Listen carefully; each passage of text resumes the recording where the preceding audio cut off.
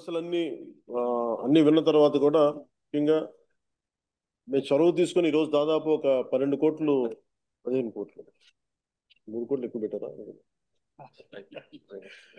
అంటే ఈ మీటింగ్ ఖరీదు మీ అందరికీ ఒక ఒక జిల్లాలో పెద్ద కార్యక్రమం అయిపోద్ది. కానీ మన పంచాయతీ మీద ఆ ఎంత అంటే మీరు ఇంత ప్రేమగా వచ్చారు, అందుకని ఆ 12 కోట్లు నుంచి ఒక 15 కోట్ల రూపాయలు, ఆ 15 కోట్లు ఓవరాల్ గా మీరు అడిగిన పనులన్నిటికీ కూడా కలిపి ఆ ఆ గ్రామ అభివృద్ధి పనుల కొరకు 15 కోట్లు మంజూరు చేయడం జరిగింది. మీరు అడిగిన ప్రతిదానికి ముందుకు తీసుకెళ్తా ఉన్నాం. దీంట్లో 14 సిసి రోడ్లు, 4 drains, dhobi ghat, bus shelter, school compound wall, tank పునరుద్ధరణ, నీటి కాలువల డీసిల్టింగ్, 2 శ్మశాన వాటికలో సదుపాయాలు, మరి ఇవన్నీ మీరు చెప్పిన అన్నిటికీ గాను 15 కోట్లు మీకు మంజూరు చేస్తున్నాం. దీనికి గౌరవ మంత్రివర్యులు అచ్చెన్నాయుడు గారికి మనస్ఫూర్తిగా ధన్యవాదాలు తెలుపుకుంటా ఉన్నాం. అలాగే అధికారులు అందరికీ కూడా పేరు పేరున ధన్యవాదాలు తెలుపుకుంటాను. ఈ కార్యక్రమంలో పాల్గొన్న కింజర అచ్చెన్నాయుడు గారికి, టెక్కలి శాసనసభ్యులు, గౌరవ మంత్రివర్యులు, అలాగే పంచాయతీరాజ్ మరియు గ్రామీణాభివృద్ధి శాఖ ప్రిన్సిపల్ సెక్రటరీ శ్రీ శశిభూషణ్ గారి సార్ కూడా మనస్ఫూర్తిగా నా ధన్యవాదాలు తెలుపుతా ఉన్నాను. అలాగే శ్రీకాకుళం జిల్లా కలెక్టర్ శ్రీ స్వప్నిల్ దినకర్ పుణ్కర్ గారికి కూడా నా ప్రత్యేక ధన్యవాదాలు. అలాగే పంచాయతీరాజ్ కమిషనర్ శ్రీ కృష్ణతేజ గారికి, అలాగే ముత్యాల రాజు గారు, AP state institute for rural development, వారికి నా కృతజ్ఞతలు తెలియజేస్తున్నాను. శ్రీ షణ్ముఖ్ కుమార్ గారికి, ఉపాధి హామీ పథకం సంచాలకులు, Swachhandhra corporation managing director Shri Anil Kumar Reddy గారికి, ఇంజనీరింగ్ ఇన్ చీఫ్ పంచాయతీరాజ్ శాఖ బాలు నాయక్ గారికి, ఇంజనీరింగ్ చీఫ్ గ్రామీణ నీటి సరఫరా శాఖ శ్రీమతి గాయత్రి గారికి, రాయవలస గ్రామ సర్పంచ్ సరళన బాలకృష్ణ గారికి, సో వారికి నా నమస్కారాలు తెలియజేయండి. డబ్బులు ఇవ్వగలిగాం, కానీ నేను మీ నుంచి ప్రత్యేకించి ఈరోజు కోరుకుంటుంది, మన ఊరు అభివృద్ధి చెందాలంటే ఇప్పుడు మనం రోడ్లు కట్టగలం, లేదంటే కాంపౌండ్ వాల్ కట్టగలం, కానీ ఆకతాయిల్ని నిలువరించాలంటే మీరు బాధ్యత తీసుకొని మీరు అందరూ ఊరి నుంచి ఏకతాటిపైన గట్టిగా గొంతు ఎత్తకపోతే అది తప్పదు.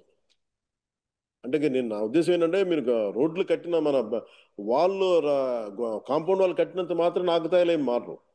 అంటే స్కూల్ వైపు చూడాలంటే, భయపడాలంటే మీరు అందరూ ఏకతాటిపైన ఇర్రెస్పెక్ట్ ఆఫ్ పొలిటికల్ పార్టీస్, మీరు కొంతమంది వైసీపీ ఉండొచ్చు, టీడీపీ ఉండొచ్చు, జనసేన ఉండొచ్చు, ఇంకే పార్టీ అయినా కావచ్చు, బీజేపీ ఉండొచ్చు, ఎవరైనా ఉండొచ్చు, కానీ ఇర్రెస్పెక్ట్ ఆఫ్ పార్టీస్, బట్ గ్రామానికి దగ్గరికి వచ్చేటప్పటికి మీరందరూ ఏకతాటిపైన ఉండటం అవసరం. ముఖ్యంగా స్కూల్ పిల్లలకు సంబంధించి కానీ, గ్రామ ఉమ్మడి ఆస్తుల మీద కానీ మనందరం ఏకాభిప్రాయంతో ఉండాలని మనస్ఫూర్తిగా కోరుకుంటూ, అలాగే పిల్లలు రోజు బడికి వెళ్తున్నారా లేదా అనే విషయాన్ని కూడా తల్లిదండ్రులు, గ్రామ పెద్దలు కూడా చూసుకోవాలి.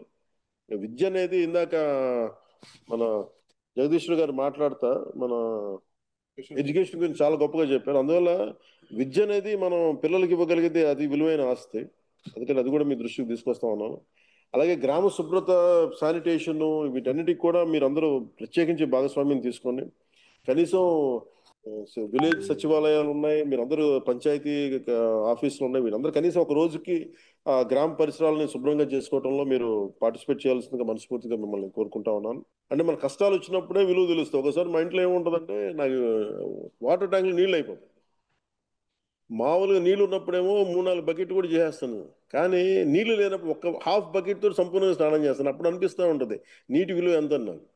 సో మీ అందరూ కూడా నాలాంటి అనుభవాలు ఉంటాయి. అందుకని వర్షాకాలంలో వర్షపు నీటిని మనం వృధా చేయకుండా నిల్వ చేసుకుంటే, అలాగే వ్యవసాయానికి మరి ఇతర అవసరాలకి వినియోగించుకోవాలి. అలాగే హరిత గ్రామాలు అంటే మొక్కలు వేయమంటే మొక్కలు వేసేటివి వేసి మొక్కలు వేసి, కానీ దాన్ని ఎవరు మెయింటైన్ చేస్తారు? గ్రామంలో మనమే ఒక భాగస్వామ్యం తీసుకోవాలి. నర్సరీల నుండి ఉచితంగా వచ్చే మొక్కల్ని ప్రతి గ్రామంలో ఇంట్లో నాటాలి. అది చిన్నపాటి సుందర వనంగా మనం చేసుకోవచ్చు ఈ ప్రతి గ్రామంలో. అలాగే ముఖ్యంగా పిల్లలు ఆడుకోలేకపోతున్నారు, బయటికి వెళ్ళి ఎంతసేపు సెల్ ఫోన్లో టీవీలో ఆగిపోతున్నారు. అందువల్ల ప్రత్యేకించి మీ అందరికీ కూడా ఖాళీ స్థలాలను గుర్తించి వాటికి పిల్లల్ని ఆడుకునే అభివృద్ధి స్థలాలుగా చేయాలి అనేది ఉంది. అది మీరందరూ కొంచెం చొరవ తీసుకుని ఆ దిశగా వెళ్ళండి. మా నుంచి ఎలాంటి సహకారం కావాలో నేను ముందుండి మేము నడిపిస్తాను. మీకు గుర్తుండి ఉంటుంది, నన్ను చిత్తూరు జిల్లా మన రాజంపేటలో ఒక చోట అడిగితే, రైల్వే కోడూరులో, నేను వెంటనే అక్కడ కనీసం మనకి 300 ఎకరాలంత భూమి ఉంది. ఇక్కడ అసలు సెంటు భూమి లేదు అక్కడ రైల్వే కోడూరు. సో నేను ఒక ఎకరం ఎకరన్నర కొని వాళ్ళకి స్కూల్ కోసం నేను పంచాల్సి వచ్చింది. సో నా దగ్గర అంత డబ్బు లేదు, కానీ మనకున్న పొలాన్ని, మన ప్రభుత్వ భూముల్ని ఖచ్చితంగా పిల్లలకు ఉపయోగపడేలా ఖాళీ స్థలాలకి, ఎందుకంటే దేహదారుఢ్యం చాలా అవసరం పిల్లలకి. వయసు వచ్చిన ఆడబిడ్డలకి ఇంతమంది తల్లులు ఉన్నారు, అక్క చెల్లెలు ఉన్నారు, ఆడపడుచులు ఉన్నారు. మన బిడ్డల్ని, మన ఆడబిడ్డల్ని మనం రక్షించుకోలేని పరిస్థితిలో మనం ఉండటం నిజంగా చాలా బాధాకరం. అందుకని ప్రతి ఒక్కరు కూడా, యువకులు గాని అందరూ కూడా, పెద్దలు గాని, ఆడబిడ్డలకి గ్రామ సమాజం రక్షణ కవచంగా నిలబడాలి. దయచేసి మీరు దాన్ని దృష్టిలో పెట్టుకోండి.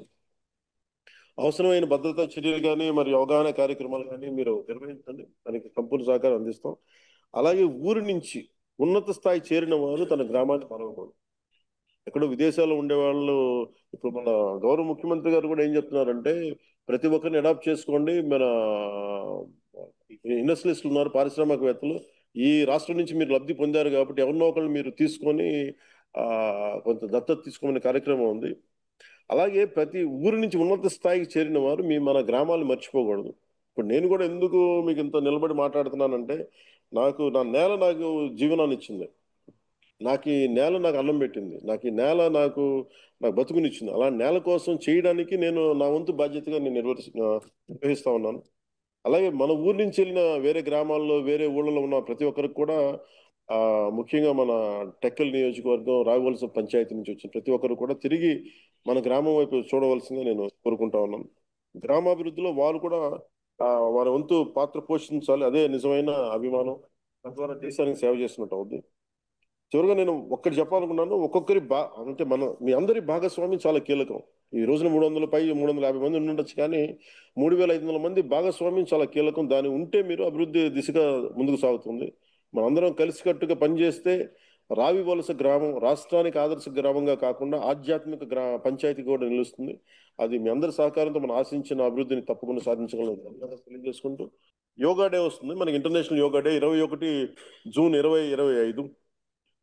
ప్రధానమంత్రి గారు వైజాగ్ వస్తా ఉన్నారు. దీంట్లో మనం ఏంటంటే, నిన్న ముఖ్యమంత్రి గారు మాట్లాడుతూ చాలా కార్యక్రమాలు చేస్తా ఉన్నారు మేము అందరం చేయమని.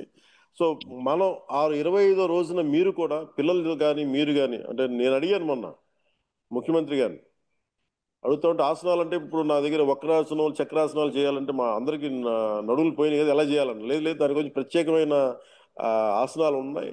సో అలాగే మనం కూడా అంతసేపు టీవీలో కూర్చొని అలసిపోయి మనం కూడా కొంచెం ఒళ్ళు కొంచెం వంచితే మంచిగా ఉంటుంది మనకి. అలా మనం ఎంతవరకు అయితే వంచగలం, మన వెన్నెముకని ఎంతవరకు వంచగలం, ఎంతవరకు సుఖంగా కూర్చోగలం, ఆ పద్ధతిలో యోగా పద్ధతులు ఉన్నాయి. సో మనందరం కూర్చొని మీరు కూడా దాంట్లో పాల్గొనవలసిందిగా కోరుకుంటూ, అలాగే కలెక్టర్ గారికి కూడా ప్రత్యేకించి స్కూల్ పిల్లల చేత, యువకుల చేత, యువకుల చేత make sure that you participate on yoga day, international yoga day.